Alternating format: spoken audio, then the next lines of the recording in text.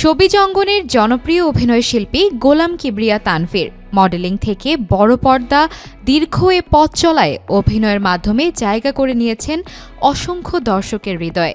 নাটক, সিরিয়াল, সিনেমাতে কাজ করছেন বেশ জোরেশোরেই। সম্প্রতি কাজ করছেন মুরাদ পারভেজের পরিচালনায় স্মৃতির আলপনা আঁকি ধারাবাহিক নাটকে। এটার শুটিং এ ধরেন আমাদের 800 পর্ব হয়ে গেছে অলরেডি। সো এটা একটা লম্বা ধারাবাহিক। সো আমি অনেক রকমের কাজ করি, সিঙ্গেল করছি, সিরিয়াল করছি, এর মধ্যে আজকে সিরিয়ালের শুটিং। অভিনেতা জানান, গল্প নির্ভর কাজ করতে বেশি স্বাচ্ছন্দ্য বোধ করেন তিনি, যে কাজের মাধ্যমে সমাজকে একটি গুরুত্বপূর্ণ মেসেজ দেয়া যাবে। একটু ক্যারেক্টার নির্ভর বা একটু জীবন ভিত্তিক কিছু মেসেজ দিতে পারবো, ভ্যালু অ্যাডেড কিছু কাজ, ওগুলো আমাকে টানে। নাটকে নিয়মিত কাজের পাশাপাশি এখন ভিন্ন ভিন্ন প্ল্যাটফর্মেও কাজ করছেন তানভীর। সামনেও বেশ কিছু কাজে ব্যস্ত সময় পার করবেন তিনি।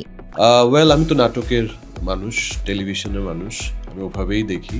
এখন হয়তোবা ডিফারেন্ট প্ল্যাটফর্মগুলোতেও কাজ করা হচ্ছে, যেমন ওটিটি আছে, সিনেমা আছে। বাট আমি যেহেতু রেগুলার টেলিভিশনে কাজ করছি, টেলিভিশনের একটা বড় অংশ সিরিয়ালগুলো চলে, হ্যাঁ, প্রতিদিনের ধারাবাহিক থাকে বা সাপ্তাহিক ধারাবাহিক থাকে, অ্যাজ ওয়েল এজ ধরেন সিঙ্গেল নাটক করছি প্রতিনিয়ত।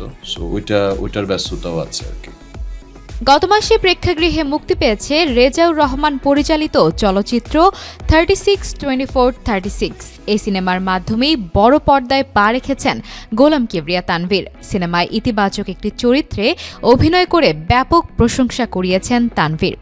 আমরা থিয়েটার রেসপন্স অনেক ভালো পেয়েছি। সবাই ধরেন দেখা গেছে যে খুব অ্যাপ্রিসিয়েট করেছে, যেহেতু ওমেন সেন্ট্রিক একটা গল্প ছিল। আমাদের জায়গা থেকে আমরা আসলে সাকসেসফুল, এবং এই যে আমাদের স্টিগমা আছে, বডি শেমিং এর বিষয়গুলো আছে, যেমন বিয়ে করতে গেলে কিন্তু মেয়ে কেমন, এমন হতে হবে, অমন হতে হবে, এই বিষয়গুলো নিয়ে যে আমাদের একটা সোসাইটির মধ্যে প্র্যাকটিস আছে, ওই প্র্যাকটিসটাকে আসলে যে রং বা রাইট, ওইটা বোঝানোর একটা চেষ্টা ছিল। অ্যাজ ওয়েল এজ সবাই যে সব রকমভাবেই সুন্দর, সেটার একটা আসলে আমরা দেখাতে চেয়েছিলাম।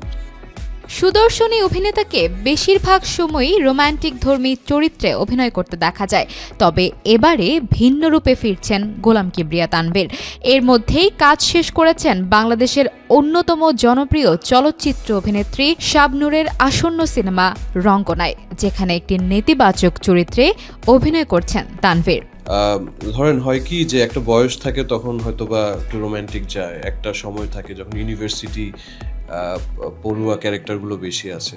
মানে আমি এখন এনজয় করছি আমার এইজটা, আমি এখন যে এইজে আছি, আমি আসলে অনেক রকমের ভার্সেটাইল বা ডাইভার্সিফাই ক্যারেক্টার করতে পারছি এখন, বা আসছে।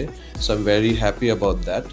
মডেলিং থেকে মিডিয়ায় যাত্রা শুরু করে বড় পর্দায়ও কাজ করছেন তানভীর। ভিন্ন প্ল্যাটফর্মে হয়েছে ভিন্ন ভিন্ন অভিজ্ঞতাও। আমি তো আসলে চিন্তা করি না যে আমি আসলে কোন প্ল্যাটফর্মের জন্য অ্যাক্টিংটা করছি। আমার কাছে মনে হয় যে এই ক্যারেক্টারটার জন্য কোন ধরনের অ্যাক্টিংটা করা সুইটেবল, বা কিভাবে ক্যারেক্টারাইজেশন নেওয়াটা সুইটেবল, তো সেভাবেই আসলে প্রিপারেশন নিই। হ্যাঁ, এটা বলতে পারি যে একটা ফিল্ম করতে গেলে বা ওটিটিতে কাজ করতে গেলে ডিফারেন্সটা হয় হচ্ছে যে আমাদের অনেক তাড়াহুড়া কম থাকে। ওটিটির ক্ষেত্রে যেহেতু বাজেট থাকে, একটু ধরে ধরে কাজগুলো করার একটা প্রবণতা আছে। সো ওই জায়গা থেকে মেকার্সদের একটু সুবিধা হয়, আমাদেরও একটু সুবিধা হয়। বছর প্রায় শেষের পথে, আর 2024 অত্যন্ত ভালো কেটেছে বলে জানান তানভীর। তবে জুলাই আগস্ট গণ অভ্যুত্থানে দেশের অনেক কিছু পরিবর্তনের পাশাপাশি বিনোদন জগতেও বেশ পরিবর্তন এসেছে, তাই ভালো কাজ বা ভালো কন্টেন্টের কোনো বিকল্প নেই। 2025-এও অনেক ভালো এবং ভিন্নধর্মী কাজ করবেন বলে আশাবাদী Tanvir. 2024 has been very kind to me, আমি অনেক জায়গায় বলেছি, and a lot of good things happened actually. Film 36-24-36 এর পরের মাসেই দুনিয়া নামের একটা মুভি রিলিজ হয়েছে, যেটা ধরেন আমি 7-8 বছর আগে পড়া আমার।